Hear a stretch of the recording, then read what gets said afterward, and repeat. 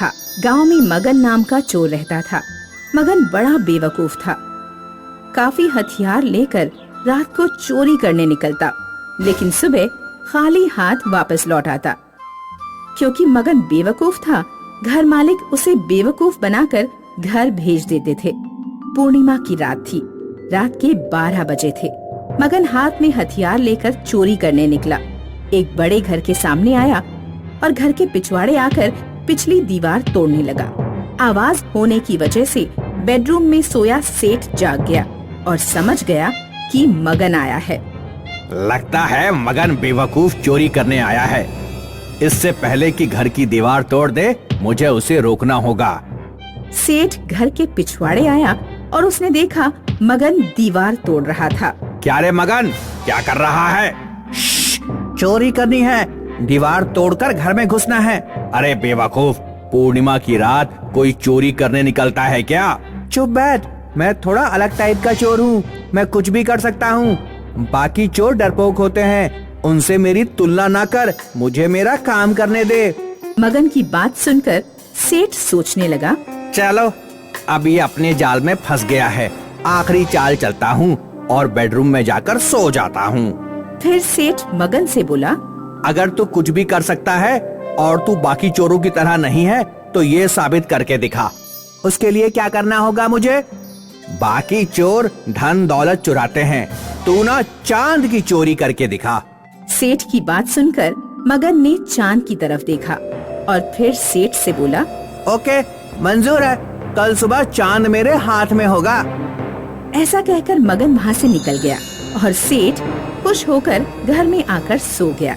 मगन चांद की तरफ देखकर सोचता हुआ चल रहा था कि चांद को चुराऊं कैसे। सब मुझे बेवकूफ समझते हैं, पर मैं बेवकूफ हूँ नहीं। चांद चुराकर जब मैं अपनी अकल का सबूत दूंगा तो सेठ की शक्ल देखने लायक होगी। तभी मगन को पेड़ की डाली पर एक चमगादड़ उल्टा लटका हुआ दिखा। चमगादड़ों के नाखून की पकड़ इतनी मजबूत खींचा जाए तो भी नहीं छूटती। चांद की चोरी में चमगादड़ भी भागीदार होंगे। मगन ने चमगादड़ को डाली से उतार लिया और अपने थैले में डाल दिया।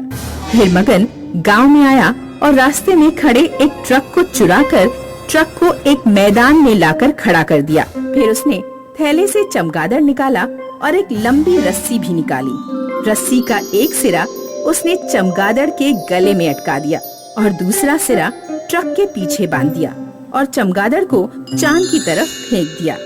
देखते देखते चमगादड़ आसमान चीरकर ऊपर उड़ा, तो उसके साथ साथ रस्सी भी उड़ने लगी। चमगादड़ उड़ता रहा और उड़ते उड़ते चांद को जाकर उल्टा लटक गया। फिर क्या था, खुश होकर मगन ट्रक में बैठ गया और ट्रक चलाने लगा। ट्रक की ताकत से रस्सी से बंधे चमगादड़ को खींचने लगा, तो चमगादड़ के साथ साथ चांद भी हिलने लगा और देखते देखते चांद जमीन पर आकर गिर गया। मगन झट से ट्रक से उतरा और उसने चांद उठा लिया। काफी खुश था। चांद चोर चमगादड़, बहुत बहुत धन्यवाद। अब आप जा सकते हो।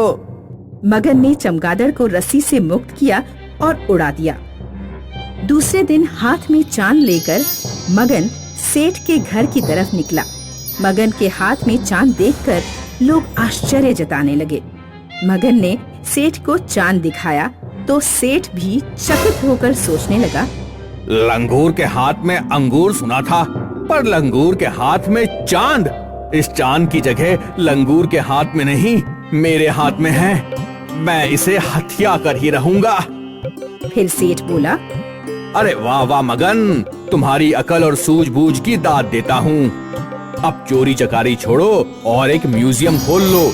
लोग चांद देखने आएंगे तो मोटी कमाई होगी। फिर क्या था, मगन ने म्यूजियम खोला और कांच की पेटी में चांद रख दिया। दूर दूर से लोग चांद देखने आने लगे और मगन की तगड़ी कमाई होने लगी। लेकिन ये ज्यादा दिन नहीं चला। चांद दिन प्रतिदिन छोटा होता चला गया और अमावस की रात में चांद गायब हो गया। ये देखकर मगन रोने लगा। हे भगवान, इतनी मेहनत से चांद चुराया, ये चांद तो गायब हो गया। मैं बर्बाद हो गया। मगन जोर जोर से रोने लगा। तभी सेठ वहाँ आए और बोले, बहुत बुरा हुआ मगन, तुम तो बर्बाद हो गए। अब क्या करोगे? आप ही बोलो क्या करूं? ये म्यूजियम मुझे बेच दो। हाँ खरीद लो, चांद चला गया, अब मैं इसका क्या करूंगा? खरीद लो। फिर सेठ ने चंद पैसे देकर म्यूजियम खरीद लिया और मगन चला गया। कुछ दिन बीत गए, अमावस का प्रभाव खत्म हुआ और पूर्णिमा आने लगी। धीरे धीरे चांद बढ़ने लगा और लोग फिर से चांद देखने आने लगे। इस प्रकार सेठ मोटी कमाई करने लगा और बेवकूफ मगन फिर से घरों के पिछवाड़े जाकर दीवार तोड़ने लगा। जयंत सेठ ने अपनी जिंदगी में बहुत सारे पैसे कमाए थे। वो काफी रईस थे, उनकी कई सारी फैक्ट्रीज थीं और बंगले भी। पर अब वो बीमार थे और उन्होंने बिस्तर पकड़ लिया था। जयंत सेठ की देखभाल उनका पुराना नौकर मदन कर रहा था। सेठ जी, जैसा आपने बोला था मैंने वैसा वकील जी को बोल दिया। आप अपनी सारी जायदाद अपने बड़े बेटे अजय के नाम कर रहे हैं। केवल वो जंगल वाली झोपड़ी विजय के नाम होगी। ठीक है, पर सेठ जी आप तो अजय बाबा को अच्छे से जानते हैं, फिर भी आपने अपनी पूरी जायदाद अजय बाबा के नाम कर दी और बेचारे भोले भाले विजय बाबा को बस एक झोपड़ी दी। ऐसा क्यों सेठ जी? मैं जानता हूँ कि अजय कितना नीच है। वो जायदाद के लिए अपने भाई के साथ कुछ भी कर सकता है, इसलिए मैंने अपनी सारी जायदाद उसके नाम कर दी। इससे मेरा छोटा बेटा बच जाएगा। पर छोटे बाबा को गरीबी की जिंदगी गुजारनी होगी। नहीं मदन, ऐसा कुछ नहीं होगा, तुम बस देखते जाओ। मैं अपने सारे फैसले सोच समझ कर ही लेता हूँ। जी मालिक। बस मेरे मरने के बाद तू विजय के साथ रहना। जी मालिक। कुछ महीनों बाद जयंत सेठ स्वर्ग सिधार गए। इनके मरते ही वकील जी घर आए। सेठ जी ने अपनी सारी जायदाद अपने बड़े बेटे अजय के नाम कर दी है और विजय तुम्हारे नाम बस एक जंगल की छोटी सी झोपड़ी की है। वाह, मुझे नहीं पता था कि मेरे पिताजी मुझसे इतना प्यार करते हैं। मैं तो ये सोच रहा था कि कैसे मैं जायदाद में ज्यादा हिस्सा ले लूं। अच्छा हुआ ये पूरी जायदाद ही मेरी हो गई है। मुझे जायदाद का कोई लालच नहीं है। बाबा ने मुझे जो कुटिया दी है मैं उसी में खुश रहूंगा। भैया मैं चलता हूँ। हाँ हाँ हाँ, ठीक है ठीक है। विजय अपने बंगले को छोड़कर निकल नहीं रहा था कि अजय बाबा, मैं भी विजय बाबा के साथ ही जाना चाहता हूँ। तू वहाँ उस झोपड़ी में क्या करेगा? मुझे सेठ जी ने आज्ञा दी थी कि मैं विजय बाबा के साथ ही चला जाऊँ। अच्छा ठीक है, जा जा चला जा। विजय और मदन काका जंगल की ओर चल पड़े। जंगल के बीच उन्हें एक कुटिया दिखी। पता नहीं सेठ जी ने ऐसा क्यों किया। एक बेटे को इतनी सारी जायदाद और दूसरे को बस ये छोटी सी कुटिया। काका आप इतना मत सोचो, बाबा ने ये फैसला भी सोच समझ कर ही लिया होगा। देखते हैं बेटा। दोनों उस कुटिया के पास पहुँचे। विजय ने जैसे ही कुटिया के अंदर कदम रखा तो वो चौंक गए। काका काका। जब मदन कुटिया के अंदर आया तो उसकी भी आंखें फटी की फटी रह गईं। वो कुटिया अंदर से एक आलीशान महल था। बाहर से भले ही वो एक छोटी सी कुटिया हो, पर अंदर से वो राजमहल था। बाप रे, मैंने कहा था ना, बाबा ने फैसला सोच समझ कर ही लिया था। जी मालिक की बात तो अब समझ में आई है हमें। दोनों दंग होकर अपने नए महल का कोना कोना देखने लगे। भीतर एक बड़ा सा सिंहासन था। यहाँ तो एक सिंहासन भी है।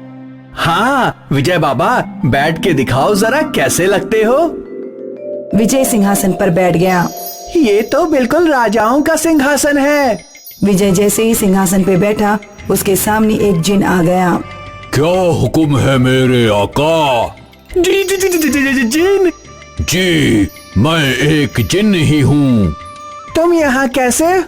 मैं इस सिंहासन में रहता हूँ। मैं समझा नहीं। आज से लगभग 45 साल पहले तुम्हारे बाबा जयंत सेठ की एक कबाड़ी की दुकान थी। उस समय वो इसी झोपड़ी में रहा करते थे। तब एक दिन एक दूर का व्यापारी ये सिंहासन सेठ जी को बेच कर चला गया था। जयंत सेठ ने इस सिंहासन की मरम्मत करवाई और इसे झोपड़ी में ले आए। जयंत सेठ जैसे ही इस सिंहासन पर बैठे, मैं उनका गुलाम बन गया और तब से मैं अपने मालिक की हर इच्छा पूरी करता आया हूँ। कुछ महीनों पहले मालिक यहाँ आए थे और उन्होंने अपनी आखिरी इच्छा मांगी। मेरे मरने के बाद मेरा बेटा विजय इस सिंहासन पर बैठेगा। जैसे तुमने जिंदगी भर मेरा साथ दिया, मेरे बेटे का भी जरूर साथ देना, उसे खुश रखना हमेशा। इसलिए अब मैं तुम्हारा गुलाम हूँ। मुझे अपनी इच्छा बताओ मालिक। फिलहाल तो मुझे बहुत भूख लग रही है, कुछ खाने को मिल जाता तो अच्छा होता। जो हुकुम मेरे मालिक। जिन ने विजय के सामने ढेर सारे पकवान हाजिर कर दिए, जो देखकर विजय और मदन दोनों स्तब्ध रह गए। अरे इतने सारे पकवान मैंने जिंदगी में कभी नहीं देखे। मदन और विजय दोनों पकवान खाने लगे। तभी अजय झोपड़ी के अंदर आया। वो झोपड़ी के अंदर का महल देखकर दंग था। तो बाबा ने मेरे साथ धोखा किया, तुझे ये जिन दे दिया जो तेरी हर इच्छा पूरी करेगा, और मुझे बस थोड़ी सी जायदाद दी। मुझे ये जिन चाहिए। तुम हंस क्यों रहे हो? ऐसा नहीं हो सकता, इसलिए क्यों नहीं? है मेरा अगला मालिक बनाया है, और जब तक ये मुझे किसी और को नहीं देते मैं इनका ही गुलाम रहूंगा। अच्छा ये बात है, तो मैं तुझे छीन कर ही रहूंगा, चाहे इसके लिए मुझे कुछ भी करना पड़े। तुम ऐसा नहीं कर सकते। मेरे रहते हुए मेरे मालिक को कोई छू भी नहीं सकता। मेरी कमर शायद इतना तुम्हारे लिए काफी है। अगर अगली बार मेरे मालिक के पास भी आए तो मैं तुम्हारी जान ले लूंगा, समझ गए?